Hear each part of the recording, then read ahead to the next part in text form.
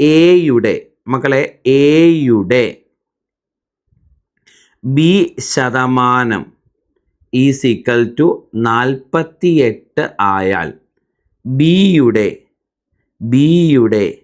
A ശതമാനം എത്രയായിരിക്കും? ഇതാണ് ചോദ്യം. എയുടെ ബി ശതമാനം 48 ആയാൽ ബിയുടെ എ ശതമാനം എത്ര? ആദ്യം നമുക്ക് എയുടെ ബി ശതമാനം ഒന്ന് കണ്ടുപിടിക്കാം.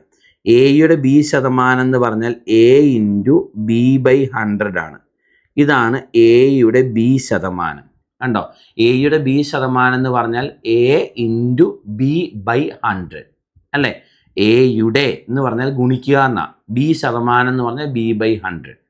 ബിയുടെ എ ശതമാനം എന്താ മക്കളെ? B into A by 100. ബിയുടെ എ ശതമാനം ബി ഇൻറ്റു എ ബൈ 100 ആണ്. അപ്പം നിങ്ങൾ ശ്രദ്ധിച്ചേ, എയുടെ ബി ശതമാനം എ ഇൻറ്റു ബി ബൈ 100, ബിയുടെ എ ശതമാനം ബി ഇൻറ്റു എ ബൈ 100. ശരിയല്ലേ? ഇത് രണ്ടും ഒന്നല്ലേ മക്കളെ? എ ഇൻറ്റു ബി ബൈ 100 എന്ന് പറയുന്നതും ബി ഇൻറ്റു എ ബൈ 100 എന്ന് പറയുന്നത് ഒന്ന് തന്നെയാണ്. അപ്പോൾ എയുടെ ബി ശതമാനം 48 ആണ്. ബിയുടെ എ ശതമാനം എത്ര തന്നെയാണ്? 48 തന്നെയാണ്. കണ്ടോ? അപ്പോൾ ചോദ്യത്തിന് ഉത്തരം 48 തന്നെയാണ് കിട്ടുന്നത്.